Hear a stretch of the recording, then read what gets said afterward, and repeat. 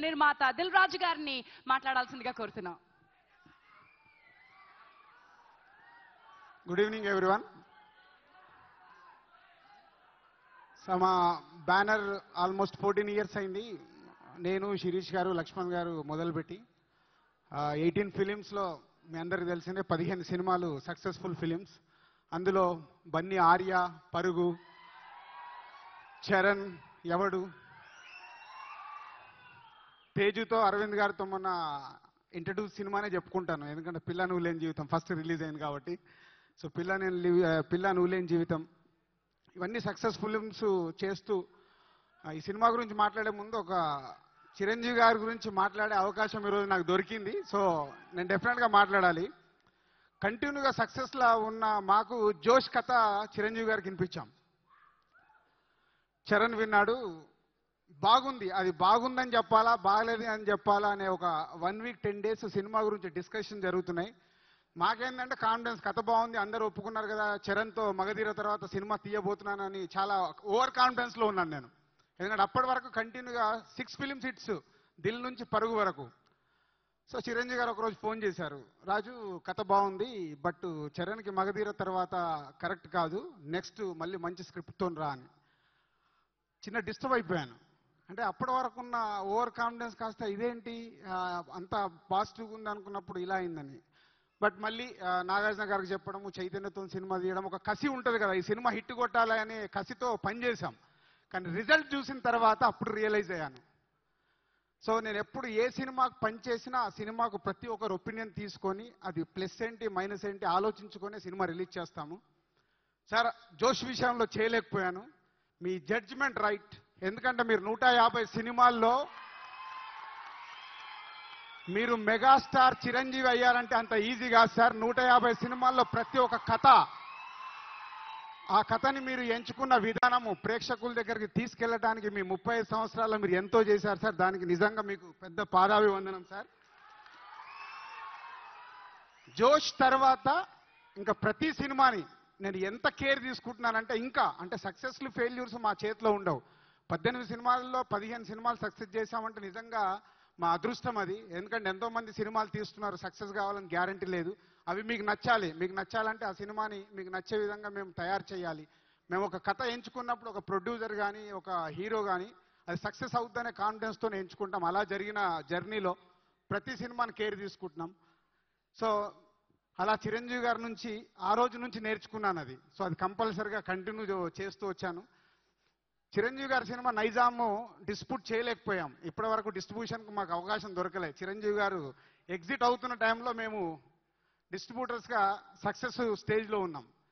150 cinema వస్తుంది కాబట్టి ఆ సినిమాని నైజాం చేయడానికి సో ఆల్రెడీ చరణ్కు బ్లాంక్ చెక్ ఆఫర్ ఇచ్చాను. సో ఆ సినిమా మేము రిలీజ్ చేయాలి. సో రేటు గురించి నేను మాట్లాడను, ఆ సినిమా మేము రిలీజ్ చేసే అవకాశం మాకు ఇవ్వండి. సో అవకాశం మాకు వస్తున్నందుకు చాలా హ్యాపీగా ఉంది సార్. రేపు చరణ్తో కన్ఫర్మ్ చేసుకోవాలి, అదే ఇంకా లేట్. సో అలాగే చిరంజీవి గారి తర్వాత పవర్ స్టార్ పవన్ కళ్యాణ్ గారు తొలి ప్రేమ సినిమాని నైజాం మేము రిలీజ్ చేసినప్పుడు రెగ్యులర్గా నేను కళ్యాణ్ గారిని మీట్ అవుతూ ఉండేవాడిని. సో మీట్ అయినప్పుడల్లా నాకు ఒక కోరిక ఉండదు, ఎప్పటికన్నా ప్రొడ్యూసర్ని అయితే నేను సినిమా కళ్యాణ్ గారితో తీయాలి అని.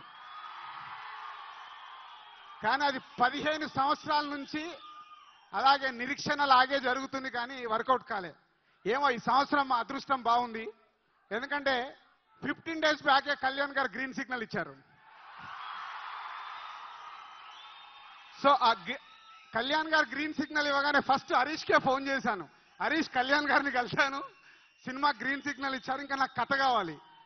సో ఇప్పుడు ఏ డైరెక్టర్తో చేయబోతున్నాం అనేది ఇంకా తెలియదు. ఒక మంచి కథ కళ్యాణ్ గారితో చేయాలి, చేసి డెఫినెట్గా మీ మెగా అభిమానులందరికీ ఒక బ్లాక్ బాస్టర్ సినిమా తీయడానికి ప్రయత్నం చేస్తాను. చిరంజీవి గారిని అందరూ అడుగుతున్నారు, నేను కూడా అడుగుతున్నాను సార్. 150 తర్వాత అవకాశం ఉంటే నాకు ఎక్కడన్నా తప్పకుండా అవకాశం కల్పియండి. ఎందుకంటే చిరంజీవి గారు ప్రతి ఆడియో ఫంక్షన్లో మా సంస్థ గురించి అంటే ఒక ప్రొడ్యూసర్ ఎలా ఉండాలి అనేది చిరంజీవి గారి తన కెరియర్లో ఎంతో మందిని చూశారు. సో ఎప్పుడు ప్రతి ఆడియో ఫంక్షన్లో మా గురించి మాట్లాడుతుంటే చాలా గర్వంగా అనిపిస్తుంది. అంటే సినిమాని ఇంత ప్రేమించి చేస్తుంటే, పెద్దవాళ్ళలా అప్రిషియేట్ చేస్తుంటే అది నిజంగా ఒక తెలియని ఆ సక్సెస్ కంటే ఎక్కువ కిక్ ఇస్తుంది అది. సో చిరంజీవి గారితో కూడా అవకాశం ఉంటే ట్రై చేస్తాను. సో నెక్స్ట్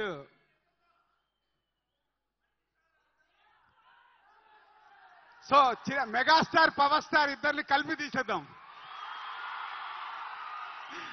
సో దాంట్లో చరణ్ కు, బన్నీకి, తేజుకి అందరికి ఒక్కో song, special song.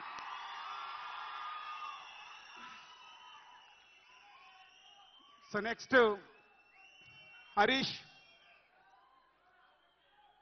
So film ఇండస్ట్రీలో ఎప్పుడు ఇందాక హరీష్ చెప్పినట్టు ఒక సక్సెస్ వెనకాలనే పరిగెత్తుతాం. సక్సెస్ కాంబినేషన్కి ఒక వాల్యూ ఉంటుంది. కానీ నేను ఎప్పుడు ఇప్పటి వరకు తీసిన ఏ సినిమాలని కూడా సక్సెస్ వెనకాల పరిగెత్తకుండా ఆ కథ, టాలెంట్ మీదనే ప్రయత్నం చేస్తూ వచ్చాం. హరీష్ నేను లాస్ట్ టైం చేసిన సినిమా సక్సెస్ కాకుండా హరీష్ టాలెంట్ మీద నమ్మకం ఉంది. ఎందుకంటే తను Gabbar Singh cinema post production అప్పుడే ప్రతి సీన్ నాకు చూపించేవాడు.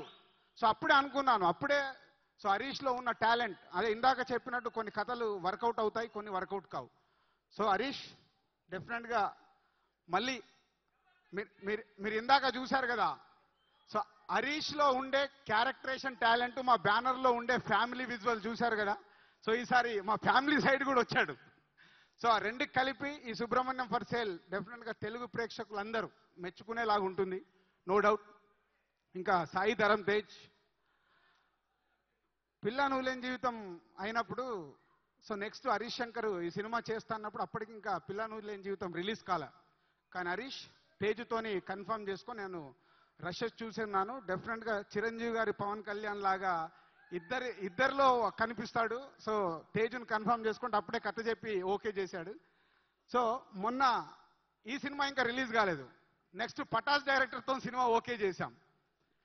మా ఇంటికి వెళ్ళగానే మా పిల్లలు వీళ్ళందరూ నెక్స్ట్ మళ్ళీ తేజుతో సినిమా అంటే మీకేం పని లేదా, తేజుని వదిలిపెట్టరా అని నన్ను.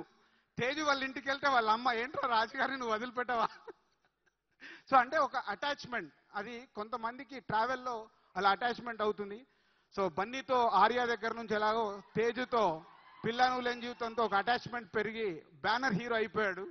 సో డెఫినెట్గా ఈ పిల్ల నువ్వులేని జీవితం తర్వాత వస్తున్న ఈ సుబ్రహ్మణ్యం ఫర్ సేల్, దాని తర్వాత వస్తున్న అనిల్ రావిపూడి సినిమాతో, సో 4th సినిమాకే పవన్ కళ్యాణ్ గారు తొలి ప్రేమతో ఎలా అయితే ఒక రేంజ్ హీరో అయ్యాడు, నో డౌట్ మా 4th సినిమా అనిల్ సినిమాతో అప్పటికే తేజు పవన్ కళ్యాణ్ గారు 4th ఫిలిం రేంజ్కి వెళ్ళిపోతాడు. So all the best Teju and Razina. So ఇందాకే చెప్పింది హరీష్ చెప్పాడు, ఇస్ ఏ వెరీ గుడ్ పర్ఫార్మెన్స్తో ఈ సినిమాలో ఇస్ ఏ మెయిన్ కథ అంతా తన చుట్టే తిరుగుతుంది. సో బ్యూటిఫుల్ పర్ఫార్మెన్స్ ఇచ్చింది. అండ్ మిక్కీ జే మేయర్ కొత్త బంగారు లోకం, సీతమ్మ వాకిట్లో అండ్ కేరింత, ఇప్పుడు సుబ్రహ్మణ్యం ఫర్ సేల్. దేవిశ్రీ ప్రసాద్ తర్వాత అంత మ్యూజిక్ డైరెక్టర్గా నాకు ట్రావెల్లో కనెక్ట్ అయ్యాడు. సో అందుకే కంటిన్యూగా సక్సెస్ఫుల్ సినిమాలు చేయగలుగుతున్నాం. Thank you Mickey and my lyric writers and other ఆర్టిస్టులు, all technicians, thank you very much. Thank you.